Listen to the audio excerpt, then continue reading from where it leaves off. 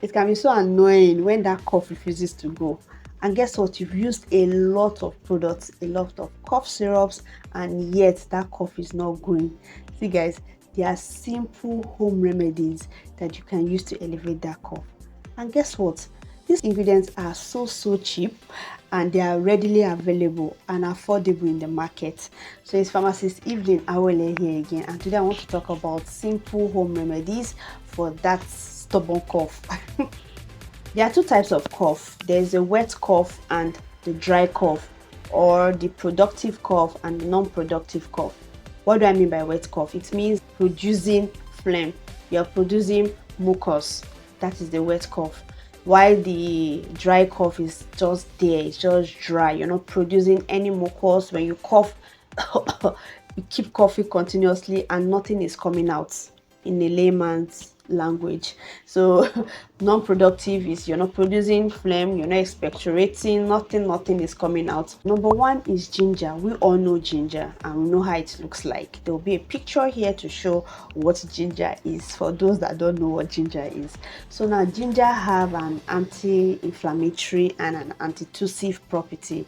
When I mean antitussive, it simply means suppressing properties. Yes, there's a bioactive compound in this ginger called gingerol, which gives it its medicinal property.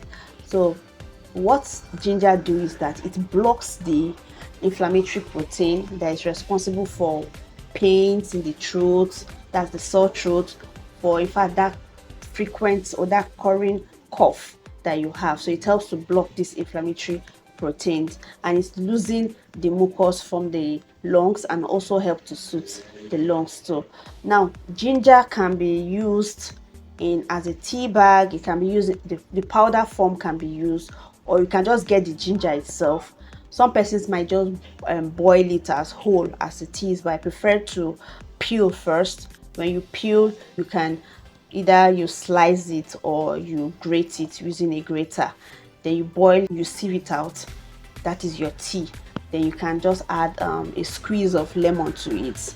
You're good to go. See, that really helps. It can help to relieve you from that cough. You can do that twice a day, and you find that on the second, third day you start getting your relief. Those pains, those symptoms you're having comes with cough reduces. Then the second ingredient is honey.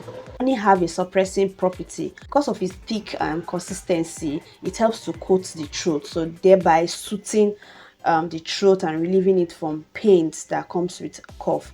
How do you prepare this honey drink? You can be taking alone, right? Or remember that our ginger tea that we have done earlier on, you can still add honey to it. Just a teaspoon of honey to it.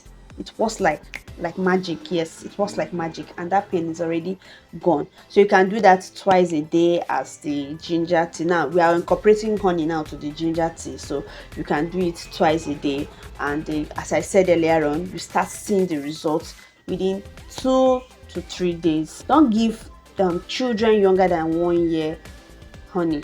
It's not good for them. It's not compatible with them. That's because it increases the risk of botulism.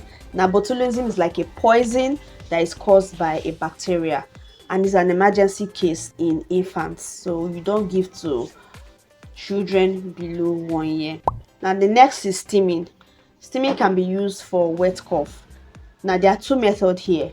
One is to have a hot bath to allow the bathroom to be filled with steam, right? And you inhale for like few minutes.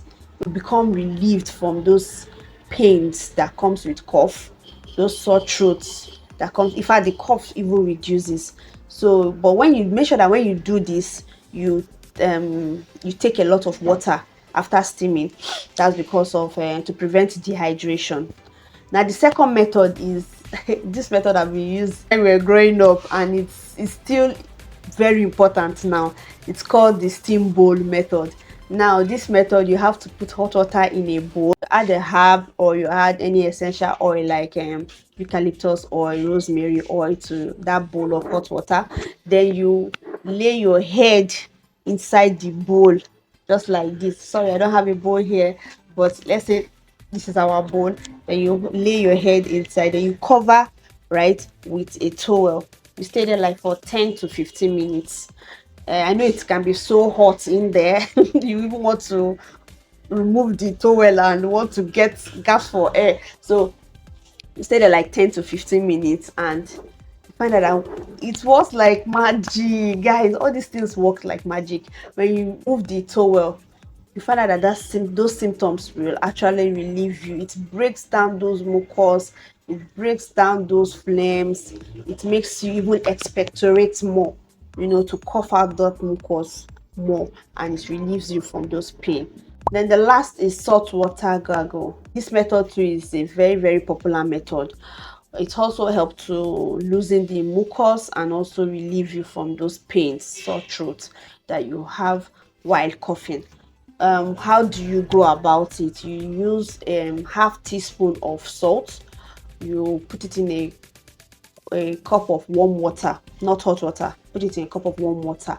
You stir, then you take it, allow it, the salt and water, you allow it to sit at the back of your throat, not to swallow. That is how you gargle it. That sound when there's water, you gargle twice, then you spit it out. You don't drink it. Especially to people that have high blood pressure, you don't drink that water. So you just gargle around and you spit it out. It helps to relieve you from those cough symptoms. Now you do that like twice a day, then you find out that you start seeing relief between 2 to 3 days. So these are simple methods to relieve yourself from that cough. Now you can consult your doctor if you perceive a foul odor or you have a yellow or green phlegm, and if you are feeling severely dehydrated and also you're coughing for a very long period of time and it's reoccurring, you need to see a doctor. Don't go around self-medicating. Even if you have used all these methods or you've taken some cough syrups and you've used all these method I've mentioned, or it's even getting worse, go and see your doctor. He might run further tests on you and also prescribe some antibiotics that can actually help. So I hope you find this video very, very helpful. So don't forget to follow. I'll see you guys in my next video. Bye.